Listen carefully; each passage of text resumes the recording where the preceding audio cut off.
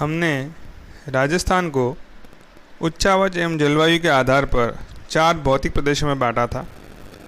उत्तर पश्चिमी मरुस्थलीय प्रदेश, अरावली पर्वतीय प्रदेश, पूर्वी मैदान और दक्षिण पूर्वी पठारी प्रदेश।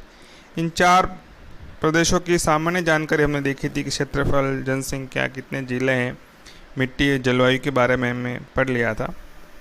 हमने उत्तर पश्चिमी मरुस्थलीय प्रदेश को 2 भागों में बांटा था, एक शुष्क मरुस्थल और दूसरा अर्ध शुष्क मरुस्थल, और उनके बीच की जो विभाजन रेखा थी वो 25 सेंटीमीटर की समवर्षा रेखा थी। मतलब 25 सेंटीमीटर समवर्षा रेखा के पश्चिमी वाला भाग शुष्क मरुस्थल कहलाता है और 25 से 50 सेंटीमीटर समवर्षा वाला जो क्षेत्र है वह आपका अर्ध शुष्क मरुस्थल कहलाता है। शुष्क मरुस्थल को वापस 2 भागों में बांटा जा सकता है, एक बालू का स्तूप मुक्त प्रदेश है और दूसरा बालू का स्तूप युक्त प्रदेश है। बालू का स्तूप मुक्त प्रदेश को पथरीला मरुस्थल जिसे हमादा भी कहा जाता है, जिसका विस्तार जैसलमेर, बाड़मेर और जोधपुर जिलों में है। बालू का स्तूपों की बात करें तो हमने विभिन्न प्रकार के बालू का स्तूपों के बारे में देखा था। बेसिकली बालू का स्तूप 2 प्रकार के होते हैं, अनुप्रस्थ और अनुद्वैधर्य। बरखान बालू का स्तूप अनुप्रस्थ प्रकार का बालू का स्तूप है जो कि पवनों के समकोण पर बनता है। इसी तरह जो सीफ बालू का स्तूप है वह अगर पवनों का विस्तार बरखान के एक तरफ ज़्यादा हो जाए, अनुद्वैधर्य पवनें चलने लग जाए तो वह सीप में रूपांतरित हो जाता है। दूसरा इसका उप प्रदेश हमने देखा, अर्ध शुष्क मरुस्थलीय प्रदेश को बांगड़ प्रदेश भी कहा जाता है। इसको बेसिकली 4 भागों में बांटा जाता है, एक आपका लूनी बेसिन, दूसरा नागौर उच्च भूमि, तीसरा शेखावटी अंतः प्रवाह क्षेत्र और चौथा आपका घग्गर बेसिन है।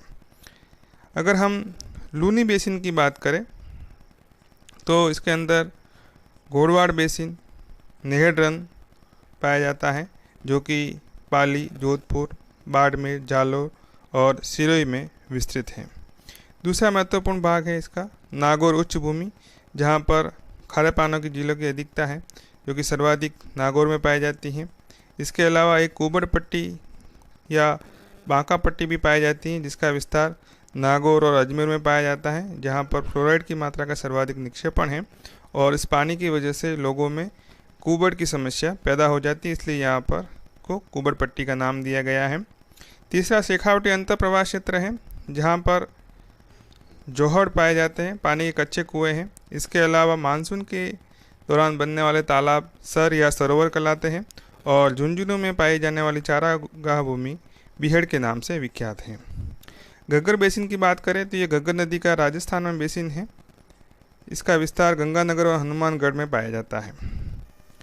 यह इसका बेसिकली बड़े बड़े इसके मुख्य महत्वपूर्ण बातें थी। अन्य महत्वपूर्ण तथ्यों में देखें तो प्लाया या खड़ीन या ढाढ़ झील जो कि अस्थायी रूप से बालू का स्तूपों के बीच में बनती हैं और यहाँ पर जो कृषि की जाती है उसे खड़ीन कृषि की जाती है जो कि रबी की फसलों हेतु ज़्यादा महत्वपूर्ण है। इसके अलावा मरुस्थल में लवणीय, दलदली व अनुपजाऊ भूमि को रन या टाट कहा जाता है और इसका सर्वाधिक विस्तार जैसलमेर में पाया जाता है। प्रमुख रन की बात करें तो इसमें ताल चापर और परिहारी चूरू में है, फलोदी और बाप जोधपुर में है, थौब बाड़मेर में, भाखरी और पोकरण जैसलमेर में पाया जाता है। एक जल पट्टी का प्रश्न आता है जिसमें आपने चांदन नलकूप का नाम सुना होगा, जिसका विस्तार पोकरण से मोहनगढ़ के बीच में पाया जाता है जो कि जैसलमेर जिले में अवस्थित है। इसे लाठी सीरीज के नाम से भी जाना जाता है। ओकोल फॉसिल पार्क की बात करें तो जैसलमेर में है। इसे राष्ट्रीय मरु उद्यान की संज्ञा भी दी जाती है। यहाँ पर जुरासिक काल के प्राचीनतम लकड़ी के जीवाश्म पाए जाते हैं। बाब बोल्डर क्ले की बात करें तो बाब अभी हमने बात की, रन एक झील है जो कि जोधपुर में पाई जाती है। यहाँ पर हिमानी ग्लेशियर के द्वारा जमा किए गए अवसाद पाए जाते हैं। मरुस्थल में जहाँ जल पाया जाता है वहाँ चारों ओर हरियाली विकसित हो जाती है जिसे नकली स्थान कहा जाता है। लहरदार बालुका स्तूपों को धोरे कहा जाता है और जो धरियन होते हैं वह लहरदार होने के साथ साथ स्थानांतरित होते रहते हैं और ये धोरे व धरियन सर्वाधिक जैसलमेर में पाए जाते हैं। एक सर्प की बात करें तो पीवड़ा सर्प का रंग पीला होता है और जैसलमेर में पाया जाता है। इसके बारे में कहा जाता है कि यह सांस को चुरा लेता है। वैसे अगर बेसिकली साइंस की बात करें तो यहाँ पर सांप दो प्रकार के जहर उगलते हैं, दो प्रकार के सांप होते हैं, न्यूरोटॉक्सिक और साइटोटॉक्सिक। तो न्यूरोटॉक्सिक जहर की वजह से मनुष्य की जो नर्वस सिस्टम होता है वह रुक जाता है, काम करना बंद कर देता है, जिसकी वजह से सांस लेना मुश्किल हो जाता है और मनुष्य की दम घुटने से मृत्यु हो जाती है। तो ये पीवड़ा सांप भी न्यूरोटॉक्सिक जहर उगलता है, जिसकी वजह से मनुष्य की दम घुटने से मृत्यु हो जाती है और अंधविश्वास में यह मान लिया जाता है कि इसने उसकी सांस चुरा ली। इसके अलावा टर्सी काल के अवशेष जो कोयला, पेट्रोलियम और प्राकृतिक गैस के रूप में अवसरी चट्टानों में पाए जाते हैं, वो भी पश्चिमी राजस्थान में पाए जाते हैं। आपने मंगला भाग्यम सरस्वती का नाम सुना होगा। ये यहाँ पर तेल के कुएं हैं। मरुस्थलीकरण या मरुस्थल का मार्च की बात करें तो यह मरुस्थल का आगे की ओर विस्तार होना है।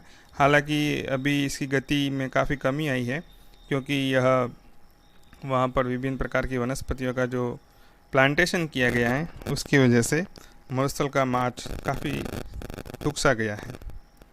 अगली क्लास में हम अरावली पर्वतमाला के बारे में पढ़ेंगे।